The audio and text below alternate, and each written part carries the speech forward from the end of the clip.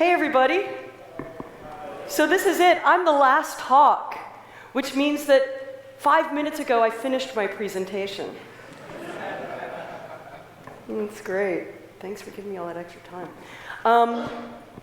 Okay, so I just want to thank Ulf and everyone here for the warm welcome, even though it's not so warm outside. And I've had a great time here, and in particular because I think your games are amazing. I haven't been able to play all of them, so after this I'm going to run out there and try to play every single game that's here, because I think so far the ones I've seen are incredible. So I think you guys all deserve a round of applause for how amazing you are. Yeah.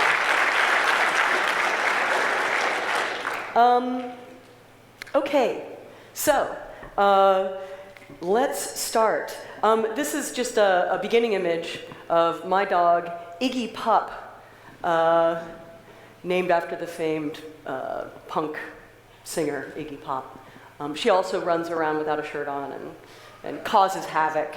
But this is kind of how she communicates to me that she's thirsty. She goes and she jumps on top of the drinking fountain at the park when we're playing. It's pretty fun. But she's a lab. She's my pet, and I also run a lab called Pet Lab, which is focused on creating all kinds of games. But mostly the games that we make are kind of in the social interest, I would say, or related to some learning and social change. A couple different projects that we've worked on. Actually, of the 4 projects shown here, really only one has a digital component, and that's the one in the lower left, which is called Data Toys. We're making playful toys to understand information. In this case, that one on the lower left, where you see the little head going on to the body, those are little dolls that represent different kinds of immigrants to the United States, their background, their education level, their age, and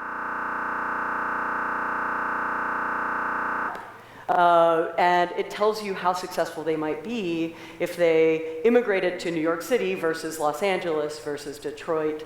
So it's, a way of playifying information and data. Back to the upper left-hand corner, where it says wiretapping equals unconstitutional. This is a game called Activism, regarding activism, and it's played in the city. We've played it in New York City, we've played it in Beijing, in Philadelphia and Atlanta, and it's really just about going through different sites in the city and reenacting protests and events that happened in that place. So while you're playing, you're kind of learning about the history, but then you're also documenting with the phone and you're communicating with your team using the phone. So you're actually kind of learning how activists today use mobile phones in their work. On the upper right, this is a game called Budget Ball, and I won't say too much about it because I'll talk a little bit more about it later. But I will say that it's a game about the most compelling topic you could ever make a game about: federal debt. I know, don't you want to go out and make a game about that right now? It's like, what a cool concept. But we tried to make it entertaining and engaging by making it into a sport. We call it a fiscal sport. I don't know if the joke works here. Fiscal sport? Okay.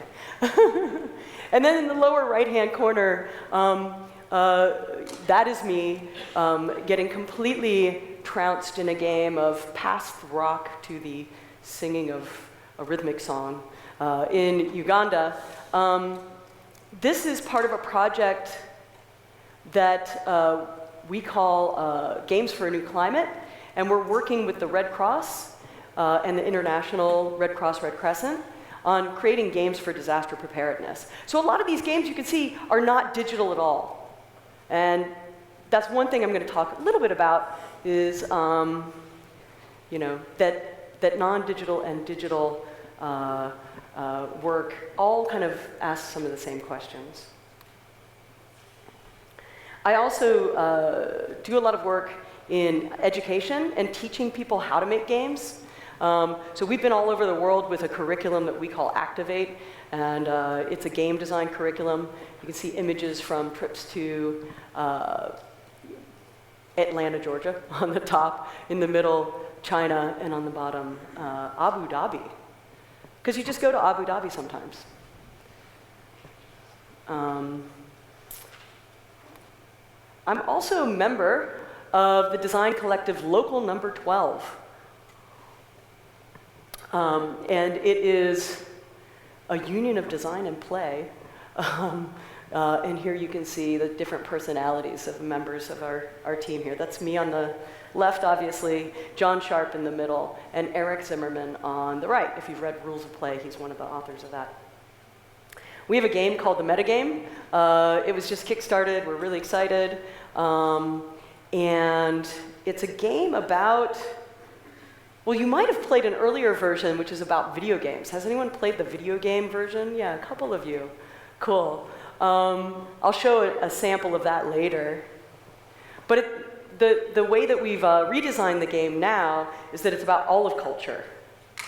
So let me ask this question. How many of you know what Fountain is? This art piece. Okay, maybe not everyone, right? Okay, well, it's an art piece by Marcel Duchamp.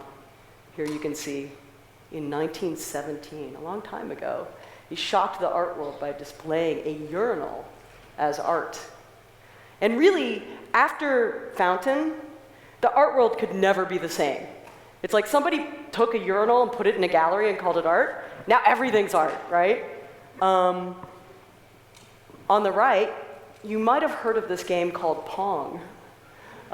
It's one of the first video games out there. So how many of you think, and you know, Pong kind of led the way for all kinds of video games, right? It wasn't the first video game, but it was kind of the first commercially successful arcade game and popular game in homes. So, okay, let's see a show of hands. How many of you think Fountain has been more influential? Raise your hand. Oh, okay. And how many of you think Pong has been more influential? You guys are super nerds. Oh my gosh. Okay, great. Awesome. Okay, Pong wins. Well, that's good. I'm at a game conference. We're also working on a project called Lost Words, where you duel with classic literature. We think that we're going to be able to tap into this gamer niche, which is librarians. We're going to make millions of dollars with librarians in this game. But it's a word puzzle game, basically, where you're creating word puzzles and challenges and sending them to friends by deconstructing the words, and then your friends reconstruct them back together. You collect books. There's all kinds of stuff in the game. You use the word stuff to talk about like all the extra things like badges and achievements and medals. But yes, that is a screenshot of that. When I get back next week, we're going to start alpha testing it. So it's fully functional, and we'll see if it's horrible. It might be. But that's our luxury as university professors. All three of us have day jobs. So if we completely fail, we hope we still have a paycheck. This is an image of a map of standards. In the US we have, and I think I saw also an image yesterday of school standards, educational standards here in Sweden. So everybody's got some kind of Excel spreadsheet that they work off of and teachers use to generate lessons and curriculum. I've been working for the last 3 years, I think it is, oh my God, a long time, on writing up standards for a new discipline in schools nationwide in the US, from kindergarten, which is really young, through 12th grade, in the media arts. And it will be added to the art standards, and that means that video games can be taught as an art form in public schools across the US. So I'm really excited about that. Yes! Yeah. But there are a lot of other people who are way smarter than me working on this project too. I'm just the one in there that's like, what about games? But there are teachers and really dedicated people who are doing all this stuff for free, really dedicating a lot of time to to writing these new standards, and they've just been approved. So we'll see, hopefully, this roll out over the next year or two. And then finally, I also do volunteer work with IndieCade, and the reason I'm bringing this up, I'm the chair of the finalist jury, which means that we choose all the games that win the festival or win awards at the end. So I get to play all the best games that have been submitted to IndieCade, which is amazing. It's such a good opportunity, and I've played them all. It's really exciting. But also, if you notice, you can submit now, and I think you guys have great games, and you really should submit them to IndieCade. It happens in October in Los Angeles, but it's a really, really, it's my favorite, second favorite. Now it's the Gotland Game Conference, but my favorite, one of my favorite game conferences out there. How many of you have been to IndieCade? Anybody out here? Yeah. Okay. You got to go. It's really, really nice, and there's some great people there, and it's an opportunity. It's a small conference, so it's an opportunity to talk to designers and developers who are doing a lot of the same things you guys are. Finally, I don't know why, I guess I was looking at, Jerry was presenting some of his work from the 90s, some of my work from the 90s. I used to do visuals at rave parties. And I still DJ sometimes. We have a DJ tonight. I'm looking forward to that. Okay, now finally to the talk. Games. What are they good for? In this talk, I'll probably, instead of giving you some answers or definitive statements, I'll probably raise more questions. And I'd love, this is kind of like a talk that's kind of coming out of the jumbled mess in my head. So I'd love to have a conversation with you about this. So hopefully there'll be time for questions. And we can talk about it afterwards too, because these are some ideas that I'm playing around with and kind of thought experiments that I'm taking to the extreme level. They may rub some people the wrong way, hopefully, like petting a cat backwards. But hopefully that gets us to start thinking. It's the last talk of the day, so it was going to be really dystopic and really disastrous and sad and depressing. And then we'd all leave and have to go drown our sorrows in some bitters, which I had yesterday, which were really strong. But I'm going to bring it back to utopia and then finally calibrate our mood to something in between. So it's in 5 parts, I believe. So part 1, serious games and the politics of play. As you know, I've been making serious games now for about 10 years and have thought a lot about what they mean, whether it's games for learning or games for social change. The talk, again, is called Games, What Are They Good For? It's inspired by this song. Do you know Edwin Starr? It's gonna be loud.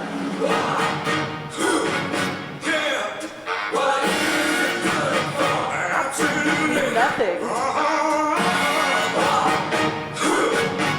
Okay, that's enough. So you might know that song, you might not. I'm going to say that games are good for absolutely nothing. Now watch me slowly hang myself on stage. Okay. So, making this comparison between games and war, which is kind of a weird comparison, but if you think about it, there's a kind of intertwined history there, right? Games, for the most part, I would say all games are about conflict. I'm just putting that out there. We can talk about whether or not that's true. But I would say all games are about conflict. Of course, war is conflict also. We have the Kriegspiel games, the games that are based on war strategy. We have contemporary war games and simulations for battle. But we don't hear about war for change or war for learning. So before I slip down this slippery slope and equate these things, let me just say that there is a difference. One results in play. The other usually results in lots of death. And is a pretty serious thing. Now here in Sweden, You guys are all familiar with that concept, playing with death. So maybe it's like no big deal, play, death, it's all kind of happening at the same time. But again, back to games and war. And I'm kind of just using these two things in contradiction to each other just to make a couple of points. Again, this is a thought experiment coming straight out of my jumbled brain. So how many of you have heard of the New Games movement? Yes. So far, Brendan has raised his hand to every question I've asked. You win! Okay, and one over here. So the New Games movement is probably a very United States phenomenon that may not have made it over the ocean. But new games are these games that came out in the 70s, the 60s and 70s. The originators of this movement are Stuart Brand, who was known for this thing called the Whole Earth Catalog, which was an attempt to catalog the whole Earth, I guess. And also Bernie DeCoven, who you may have heard of. He's still around, and he's doing incredible things with games and play. You should follow his mailing list. He sends out a message every day about fun and games and stuff. But here are some examples of some new games. How many of you, have any of you played that thing where you sit on each other's lap and then you fall down? Okay, there you go. And then have any of you played with a parachute in a big group? Ah, yeah. Okay, that for me was the thing I was best at in school. And it was my favorite thing in school. But actually, the New Games movement came out of the Vietnam War and was a protest to the war. It was a political act. It was saying, we're going to play with parachutes instead of having war, with parachutes. Using war technologies. Bernie DeCoven once said that this game where you're sitting on each other's laps was actually a game used in the military as some kind of bonding exercise. I'm not quite sure. Maybe you had to sit by rank. But what's really interesting to me is that this came out of the war. This came as a political response to the war. And a lot of people don't know that was the history, but that's actually the case. Something that Bernie DeCoven has said is that all play in public is political. I think that's something that I think is really interesting. And I think for me, the biggest takeaway you can have in this talk is that everything that you make, you need to think about in terms of connecting to a bigger system of the world, and think about the political implications or the ethical implications of what you're doing. One thing that I think is always important is to be able to answer the question, why am I doing this? What is it good for? What am I trying to do? He's also said, I just think he says the smartest things in the world. When we play well together, how many of you read the Well-Played Game? Go read it. Yes, it's so good. It just was re-released through MIT Press, so you can get a copy more easily now than you could a couple years ago. So, he says, when we play well together, we make an embellishment, a useless, I want to highlight that word, useless, spontaneous, joyous human decoration on the shape of necessity. So I think what's interesting, and it's also, some play theorists like Roger Caillois have said that the thing about games that makes them so compelling, that generates this level of freedom in play, is that they're completely inconsequential. That the outcome makes no difference. Okay? So that, I think, is inherently the beauty of games and play. But it also raises some contradictions. If you think back on even the last talk Jean-Baptiste gave, and I want to play those games because they look actually really fun. Why are we so focused on serious games and games for learning? If really the power of games is that they have no consequence, that we can kind of exist freely within them. and not worry about the results.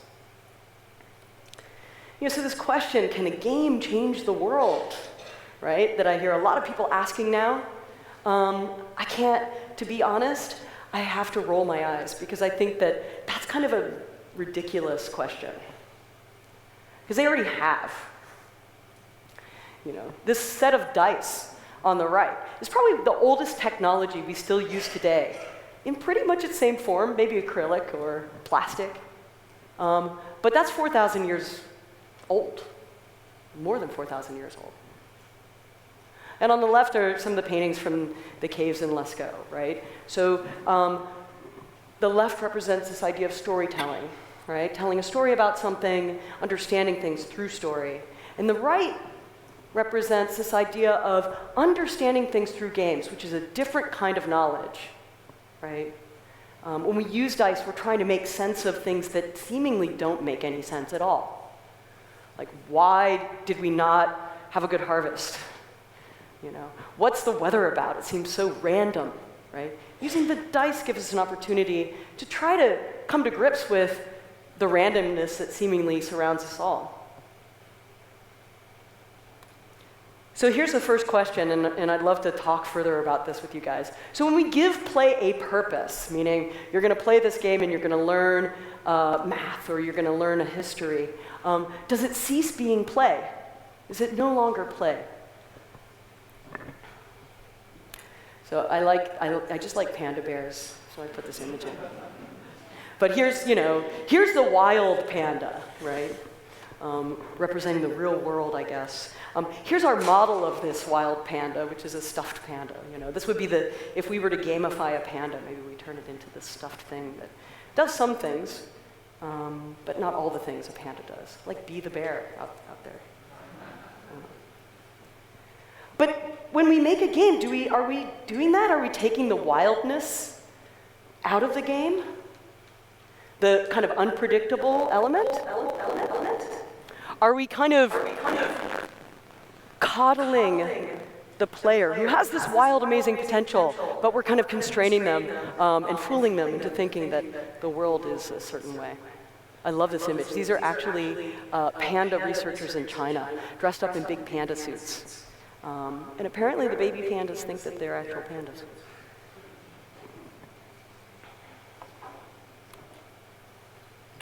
So again, back to this idea of play and death. What if we really took this idea to its dystopian level, that we're giving a purpose to the game, a purpose to play, and kind of killing play in the process?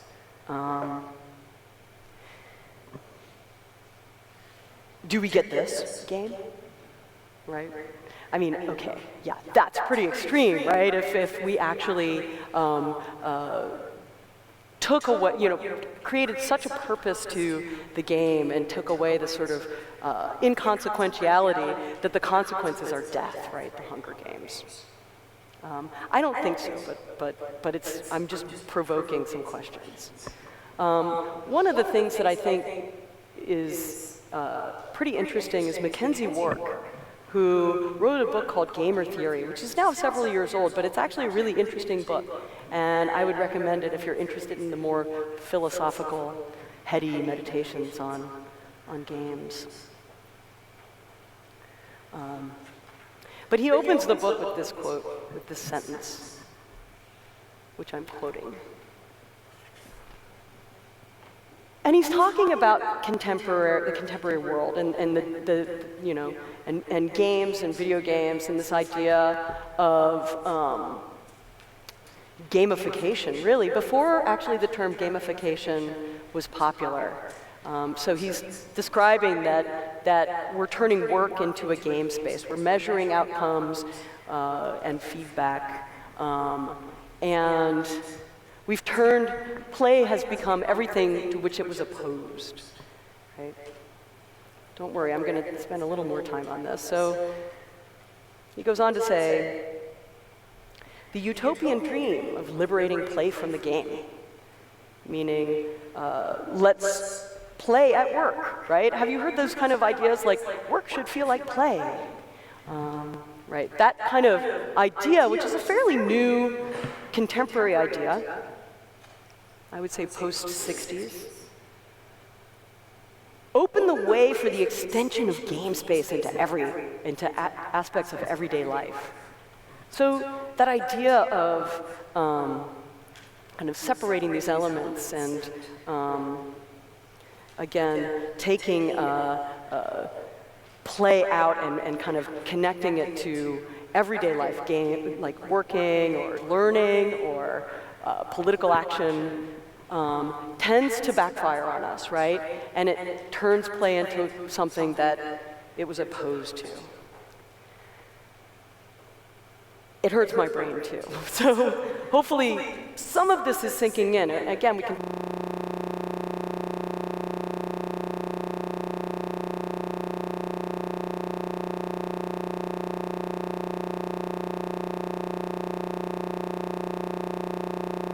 which has Nick Felton? Am I saying that right? Anyway, he popularized this idea of recording everything you do, like what you eat, how long you sleep, where you travel to, how far you've walked. The idea that we could put sensors on our bodies and record this stuff. We have mobile phones, we can record what we've eaten, we can take pictures of it. And at the end of every year, he releases the Felton report, which is kind of a look back at the year in numbers and beautiful visualizations. These are gorgeous. You know, most frequently reported location, Palo Alto bedroom, right? The contemporary workplace. So the quantified self movement is kind of groovy, right? Like, we're technologists. This seems like a really interesting idea. This is just an image of, he's released an app, so you can do this yourself now. But what's interesting is there was this story last week in Forbes, I believe this is. Forbes? Yeah. Which is a business magazine in the US. And it's talking about Nest, which is climate controlling sensors that you can put in your house or business. And Fitbit, which is like a bracelet that you wear that records every step you make and where you've been. And talking about a lucrative side business that they're involved in. I'm going to just read a quote from the magazine. Today, Fitbit sells its trackers in bulk to thousands of employers at a discount.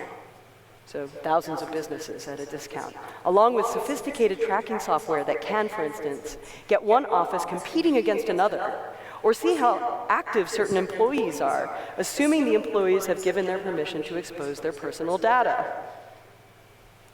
So basically, what we've seen is the idea of monitoring yourself to monitoring others, and the corporation kind of monitoring its workers and what they're doing and how many cigarette breaks they might be taking, or if they're kind of nodding off at work, which seems like it's happening right here with this guy. So what's scary about this? I don't know. I mean, it does kind of feel a little like Big Brother as a scenario. Paolo Pedercini, who is a game designer, you might know him as Mole Industria, and some of the amazing games that he's made, the McDonald's game, and others. He said something at the Games for Change conference a couple of weeks ago. He said that if you can measure something, you can rationalize it, you can optimize it, you can sell it. He goes on and he says, by using standardized tests to assess the quality of learning, we turned our schools into boot camps for standardized tests. Right? So the question I just lay out here is, what does all this mean? Games are, in and of themselves, kind of about math, about numbers, about measurement and assessment. And what does it mean when we go further down the line there? You know. Is this drone pilot playing a game? So clearly, there's some kind of invisible line, right? Between like things that are totally fine, these are good, these are games for good, we're making games for learning. We're trying to make clear concepts that are better communicated through an interactive experience, through a game. And then on the other end, maybe not so fine, right? Like standardized tests, which turn classrooms into teaching for the test. So is all this measurement stuff always good? Let's just ask ourselves that question. Part 2, thinking in systems. So how many of you read the book, Thinking in Systems, or know of this? Anybody? Yeah, some folks. Great. This is like, I think, one of the most interesting books out there. Donella Meadows wrote it. It was published after she died from a manuscript that had made its way from classroom to classroom to classroom, and finally someone was like, we've got to publish this. But Donella Meadows was a student of Stuart Forrester, am I getting that right? Stephen Forrester? Anyway, at MIT, who came up with the concept of system dynamics and really started thinking about systems and how they work. Donella Meadows took that concept, which was usually being used for business in the 60s and like thinking about logistical systems and other things. And she took that concept and she started to write about it and use it for understanding our ecosystem and the environment. But her book, Thinking in Systems, is if you're interested in systems, which I say you should be as a game designer, because game designers are basically creating systems. You should read this book. It's really lucid and straightforward and great. So here's her definition early on in the book of a system and what it is. And they have these 3 components: elements, interconnections, and a function or purpose. So let's map out the most dystopic learning system, classroom, contemporary classroom, maybe in New York City. And we're going to use her mapping technique, which I apologize if it seems kind of strange, but hopefully I'll make it make sense, to kind of describe this idea. It's going to be radically simplified. So let's think about stakeholders, classroom time, and the goal of the classroom, the goal of learning in that class. We have teachers and students, again, radically simplified. You probably have administrators and other kinds of things, parents. The goal is test results, raising test results, let's say. In classroom, you have time to prepare for the test that's really specifically focused on test preparation, and maybe other learning activities in the class.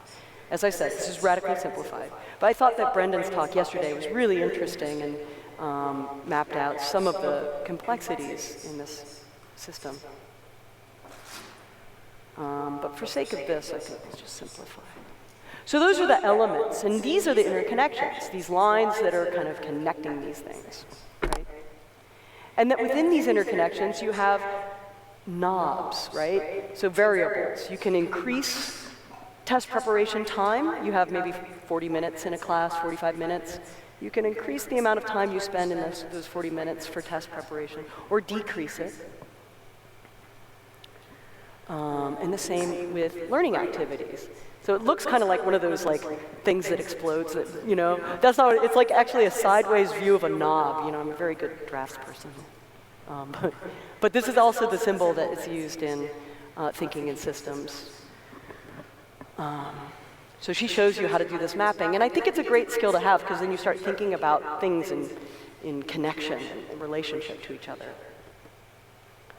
And then, as always is the case with the system, there's usually feedbacks. And sometimes loops, feedback loops. So in this case, I'm saying that the teachers decide how much time to spend in test preparation and learning activities, and they get back test results, and they can kind of measure the use of that time.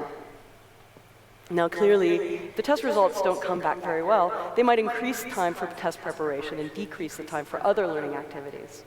As I said, this is radically simplified, but it kind of does echo some of the concerns in the US, at least right now, in terms of the education system and measurement taking over.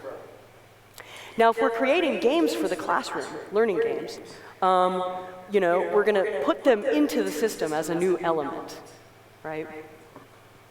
And maybe some time then is kind of spent on games. But what kind of games are they? Well, I would say probably those games, if more time is spent on test preparation, the games selected for the classroom would probably be more about preparing specifically for the test, right? What I thought was really inspiring, so the game, like what you're making, those games, they're not going to change the world. They're going to fit into a system that already exists, and they're going to be pulled by that system, whether it's a market for educational games or something else. And Donella Meadows goes on to talk about how you change a system, because ultimately this may not be the best system for learning. Maybe it's an antiquated system. It's like 19th century model where everyone's teaching to the test and everybody needs to be at the same level and kind of the same. So Meadows goes on to say that the thing that has the least impact on a system is adding a new element to the system or changing an element in the system. So I'm sorry to say that making a game, it's not going to change the system and not going to change the world. But if we can do something, so it's basically like this idea, right? I don't know if you've ever seen the show Portlandia. It's like one of my favorites. It's so funny. But they have a skit called Put a Bird on It, right? So it's kind of like when you put the game in the classroom, you're like, put a game on it. But still, it's the same old classroom, right? It's the same old lamp that you got at the thrift store, and you just put a bird on it and raise the price tag.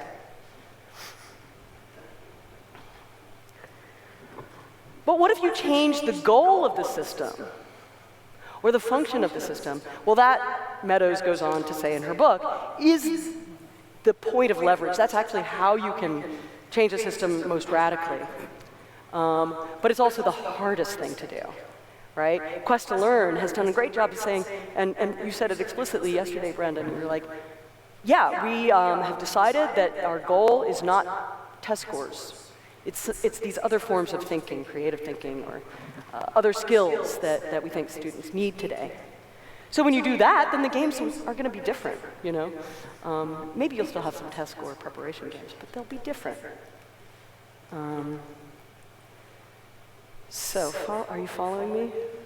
Just a little, okay. And I haven't mapped out the rest of the system. We can do that later tonight on a napkin. So, part 3, technologies of play and learning, I should say, a short selective history. I'm just going to kind of dip in and sample some technologies for playful learning that we've used. So here's one from 173 years ago. These are Freuds gifts. Have you heard of Freuds gifts or seen these? Yeah, so this was a sort of basis for kindergarten.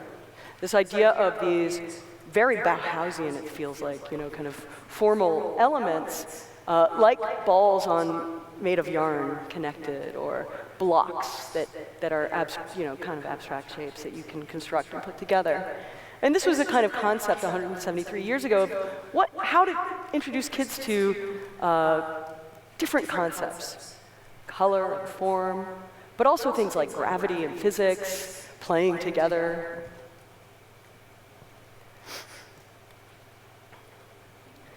Technology for playful learning 30 years ago. Well, this is the one I spent the most time with. The Atari 400, which is where I made my first games 30 years ago. They were text-based adventures.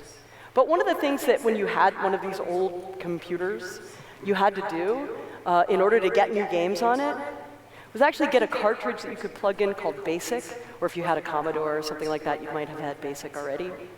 And then you would get these magazines, like Byte, and it would, in the magazine, have the code. And you would transcribe painstakingly with this terrible bubble keyboard that you'd get blisters, bleeding fingers, transcribing John Romero's latest game, or whatever it might be, right? And pressing play, and then you realize it's not going to work because you're missing a semicolon or something. But that's kind of what, that's kind of how you played games back in the day. There were also cartridges, but if you wanted to play some of the more interesting stuff out there, some of the more indie stuff out there, you would have to type it in. And then technology for playful learning today, we've already looked at some of them. But ideas like, games on tablets that teach a variety of different things. And kids are super drawn, right, to tablets and games and technologies. So you kind of see the progression, right? Kind of this open-ended play, then in the middle, this sort of awkward struggle with technology. But you're kind of still learning some stuff, and maybe making games yourself, and then consuming games as for learning. And I don't know if one's better than the other. I think maybe a balanced diet of each kind is really what I'm going to be proposing. But I would say that a lot of the games for learning out there, and maybe probably not all of them, are kind of related to this idea of books for learning, where they're kind of textbooks for learning, or we're bookifying learning. But the idea that you can put the learning into a game as a pellet, right, that gets put into someone's brain. All the information is there. And that's always the struggle. I don't think the games can exist in a vacuum, similar to the way the textbook can't exist in a vacuum. No one's going to kind of be like, ooh, Algebra 1, I'm going to read this book. I've been dying for it to come out, like Harry Potter. So here's just some ways to crack the hard nut of making games for learning or whatever it might be. And I'm not suggesting this is the right way, but it's a way I've figured out that, I don't know, I'm curious about, and I've struggled. If any of you are making games for learning, it's one of the hardest things you can ever do. So Budget Ball, again, is a game about the federal debt. I worked on this. It was a Pet Lab and Area Code collaboration. Area Code is now Zynga, New York, but Frank Lance was there. We worked on this game together. We were asked to create a game that would get college students aware about the fact that they're going to have to pay off the debt that their parents have run up in the government. It's played every year on the National Mall in Washington, D.C.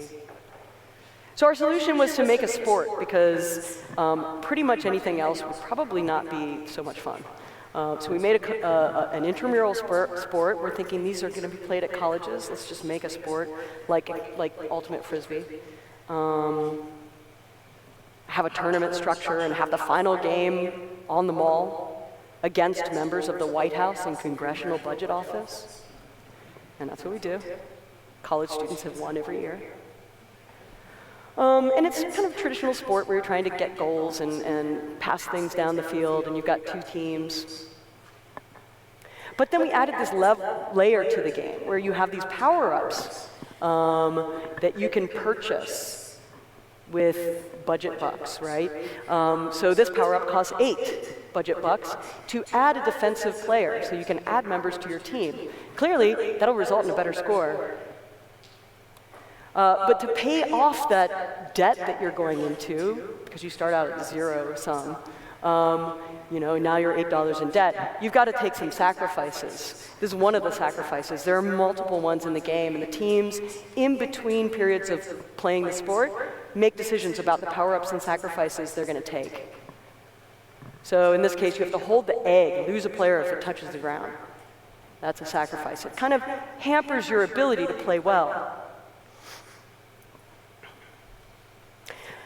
The thing is, it's a game for learning about the federal debt, but we didn't talk about Medicare and Medicaid, which are public programs in the US that are blamed for a lot of the debt, or the defense spending budget. We didn't talk about the facts. We didn't even talk about the figures, the numbers. What we really were talking about in the game was feeling what it feels like to go into debt. It feels great. I love spending money I don't have. I can do so much more than with the money I do have, or lack of money. But then in order to balance the budget, you have to take sacrifices, and it doesn't feel so good. So we were really just trying to model the core mechanic and the feeling of going into debt. And so, oh, that slide's funny, but it said gamification back there. And when we talk about gamifying something, especially for learning, oftentimes what we're ending up with are dominant strategies. And I think that's one of the problems with games for change or games for learning, is that you end up with one right answer, right? There aren't multiple right answers. But in chess, after the first couple moves, you can go completely off book or off track, right? And there are multiple ways to win that game. That's the beauty of games, I think, in a lot of ways, like deep games, strategic games. So this is a common pitfall I think we fall into. And once we know the dominant strategy, it's not fun to play anymore. We know the answers. So the only thing that worked with budget ball, and a lot of things don't work with budget ball, but the thing that worked, at least, is that there were different strategies you could take. You could go into a budget surplus in the beginning by taking sacrifices early on. Because when you watch the other team play, you realize that if you get the lead early on, they're going to get tired, they're not in great shape, and you might win, right? So there are strategies, or you could, go into major debt in the beginning and then kind of come out of it. Or you could try to keep it balanced. I mean, there's a bunch of different ways to potentially play. So the most important thing I guess I could leave with you guys today is to really think about choice and the choices that you're giving players in any game. But I think that this is a particular problem and challenge. It's really hard to do in games for learning or change, right? I feel like the time is kind of up. I don't want to take too much more time. I had a couple more things to talk about, but this seems like a lot, right? It's like pretty dense stuff. So maybe we should just open up the conversation. There were a couple of other things, let's see, later in the presentation, but I think we've kind of got it. Let's see, choice, iteration, process over content. So really thinking about what are players doing, what's their process over what you're putting in the game as content.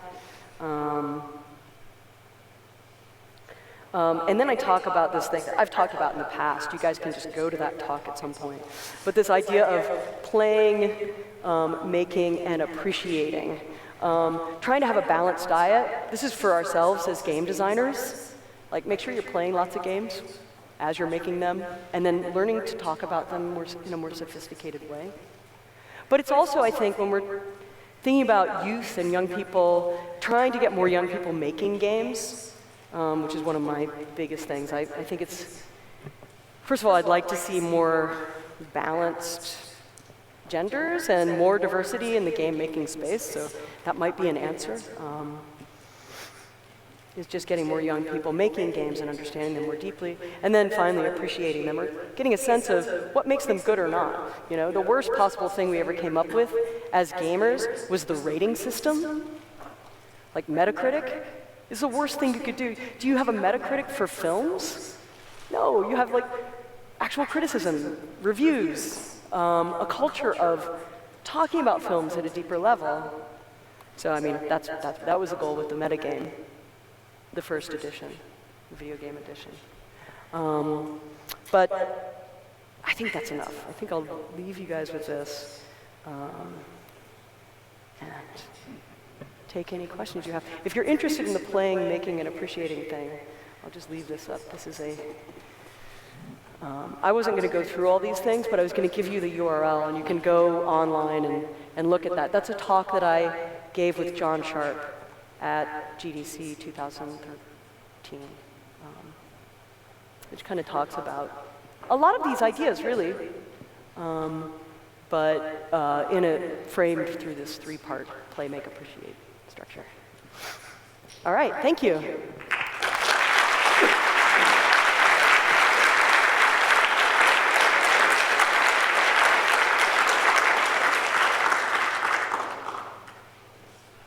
Are there questions or thoughts?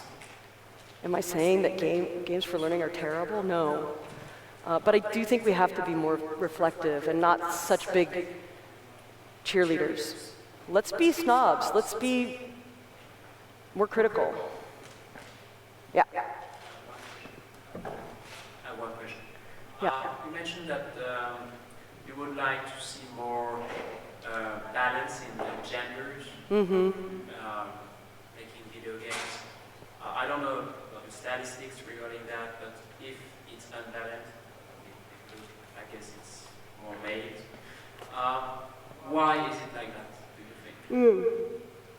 Yeah, I gave a talk at GDC this year in the One Reason to Be, which is about a reason to be a female game designer, right? Trying to create proactive conversations around getting more women involved in game design. And it is unbalanced. That's, I think, pretty obvious, especially when you go to a conference like the Game Developers Conference and you just open your eyes. Assuming everyone is presenting their gender, you know, in a way that you can see. So I think it's unbalanced because I think that it's a feedback loop. Like if you look at the system of game making, traditionally more guys were involved in game making. You have, especially in the early days of games, but you have exceptions like Roberta Williams, who made Centipede and a bunch of other great games. But, you know, if games are made by men, maybe men appreciate those games more.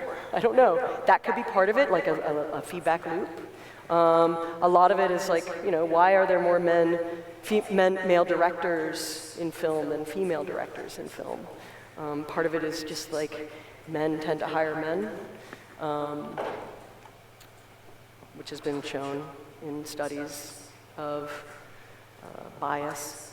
And I think also games are largely described as a technical field, and more technical fields are male-dominated. So one of the reasons I was really excited about making the curricular standards for media arts is that it fits inside the art classes, not the computer science classes or math classes. It fits inside art, and I think that if we look at games as an art form and not as a technical thing, then I think we can really maybe reframe how games are perceived. I have, you know, my experience, at least in the art world, you know, through a partner of mine, is that there are a lot of women making art.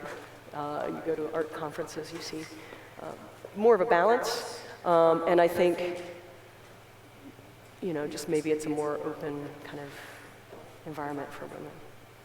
I think it's changing, though. It's getting better, maybe. Not fast enough, but I think it's getting a little better. Other questions or thoughts?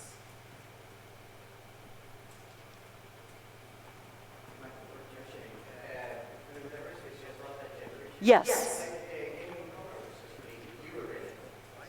Yeah, diversity is not just a gender issue. It's a variety. It's a big issue. You know, people of color, LGBTQI. People, you know, gaming in color was just mentioned by Ulf, which is a documentary about queer and gay gamers and game developers. So I haven't watched it. I can't watch myself on.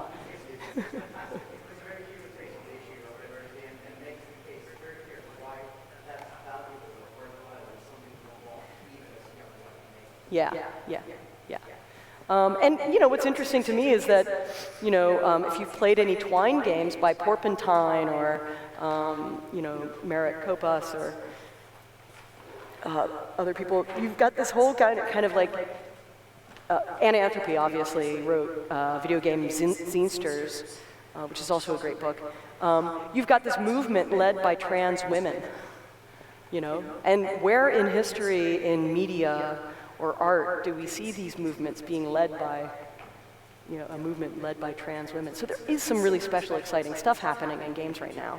It's an exciting time, but I still think more inclusion is always better. Hello, welcome back. I know same subject. think it's a lot about this. White males being the main group of gays because we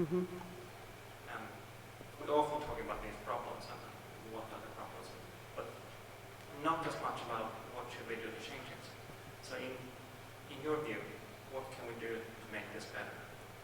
I think just get up on stage and talk about it. So what can we do to make it better? I think it's just speak up, and it doesn't mean that if you're a white male in the gaming industry, you shouldn't mention it because you're not a woman or a person of color you should mention it. Everyone should mention it. If you're invited to be on a panel, I've heard this is a really interesting, Zach Lieberman, a former student of mine who works more in the art and technology side of things. He refuses to be on any panel that's all men, or go to any event and speak that's all men, male speakers. And it slowly changes things, right? Of course, he's famous and everybody wants him to talk at their event, so he has more pull. But regardless, I think it's just important to recognize it. And I think for the most part, most people do. I don't think that this is happening because there's a secret group of white men who don't want women to be in their field, but it's implicit bias. It's something that just is part of, unfortunately, the ways that we're raised, and I think that as long as we can reflect on it and think about it and talk about it, it's probably the best way to change it. Thanks. Hi, Colleen. Hey. No, I'm really happy that you're bringing this up. I've been talking a lot about this lately with people, and as far as like the things that we can do, and like you were saying, I think like conferences, stuff like that, I do a lot for a convention back home, and a big thing is gender parity, and making sure, and when we thought more about that, it kind of comes down to this singular point, which is both applicable there, but also just kind of day to day as we work in the industry, which is really just taking this kind of mindful moment when an opportunity comes up. You're looking for members for a team, and we talk about, okay, if there's 100 people out there that can do a certain thing, and 3 of them are women, and you're trying to fill a single role. Well, you still have, women or people of color or, different sexual identities or whatever. They're still there. The problem is a lot of times that we don't take that moment to actually think about all the people that are available to fill those roles. Because we think of the people that we've worked with before, the people that we really like, the people that have gotten more opportunities and so are on the tips of our tongues.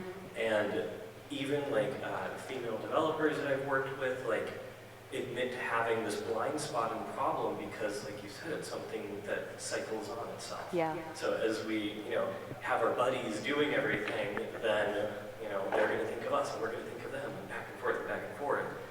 But you take the extra, 30 seconds, a minute to think, well, who do I really know that, could do this? And it's not, I don't even think it gets into that messy area of affirmative action of like, no, you have to hire them because they're white, have to hire them because they're black or whatever. It's just having them even on the list. Yeah. And I think that's, it's such a simple little thing that everybody can do in their careers that it doesn't take any real effort. It's just actually taking that extra moment of time and considering it. And I agree. And it's really hard to do too. I know Wolf mentioned to me earlier, I was like, haha, the girl gets the last word. I'm the only female speaker, at the event. And you were saying you'd invited a lot of very diverse range of speakers. The people who happened to be able to come just turned out to be this group that you've seen over the last 2 days. And I think it's really hard. It's hard to do. It's hard to organize an event. If you're interested in that idea, it's free in the vault, the GDC vault, but the short talk that I gave as the One Reason to Be talk was about what GDC could do. And I interviewed Margaret Wallace and Kevin Kansian, who organized IndieCade East this year. They had probably the most diverse range of speakers I've ever seen at any conference. And they gave some advice about what to do. And some of it's really stuff you wouldn't think of, but they did a great job. So I kind of laid out their advice, and at some point I'll probably write it up. So the more we can share about this stuff, the better. I appreciate that. It's awesome. Hi. Do you think that diversity and acceptance within the industry relies a lot about the breadth and depth of the exploration of video games, what they are, like handling mature subjects like sex or religion, or things that are, well, more human in nature? I mean, I think that if we have more kinds of people making games, then we'll probably see more topics explored, whether they're deep or not, or shallow, or whatever they are. But we'll see more topics explored. And we're seeing that in the indie game explosion. This is the best possible time to be a game maker, I think. It's like, we're in the middle of a medium's renaissance, 50 years after it was, created. So I think it's a really good time. And an exciting time. But yeah, I don't know. It's a really good question. And I'm not suggesting that all of a sudden, if we've got gender parity and more diversity in the industry, are we going to see new kinds of games? But I feel like maybe we will. Maybe there'll be some difference, some change. Yeah. Thanks. Thank you. I guess we have time for one more, probably. Yeah. Great speech, by the way. Thanks. For that. I was thinking about do all games, I mean, you can learn through games, but that's kind of obvious. But do all games that need to be made for learning? I mean, most games that I played, that I taught me something, weren't actually intended for that purpose. Yeah. Like, I learned most of my English from playing games that had nothing to do with learning English. They just were in English. Yeah. And you learn strategies through StarCraft. It's not. I mean, couldn't we just let people play more games and not always focus on having them being learning? Yeah, that's actually something that escaped the talk because of time, but that I think it's a really good point. There was a question at the Games for Change conference probably 5 or 6 years ago where someone said, okay, what kind of game can we make to keep kids from dropping out of school, to keep kids in school? And someone was like, oh, yeah, basketball? Or just any game. Right, so sometimes the answers aren't in making a new game and applying it to a situation. As you saw with the system map, as soon as you put a new game in a system that's already behaving in a certain way, you may not change the behavior of that system. But games exist that are changing the behavior of that system, It's like chess club, basketball, football, I do agree. I think I learned most of what I needed to learn about being a good person by playing sports, and at the end, having to, after you've been defeated, shake hands with every player on the other team and say, good game. And I think, that's why I said games have already changed the world. They're just a deep part of culture, ancient. That's not to say that we shouldn't have games for learning. I think, though, that they're they fit a smaller space, and we're making them into too big of a deal right now, I feel like. After me, and I'm one of the most guilty people of it, being a booster for let's have more games for change, more games for learning. And, there's a bubble, there's a lot of funding out there. I want to step back and kind of ask questions about it, and ask about what our motivations are, and they're good. We should have them. Clearly, I think Jean-Baptiste's games revealed to me some new ways to think about algebra and proofs that I've never understood. And so I want to go play those. I think they actually do something different from a textbook, but I'm not sure we should be all moving into that space, because there's learning happening in all kinds of games and media. Yeah. Okay. Thanks, everybody. Let's go play games.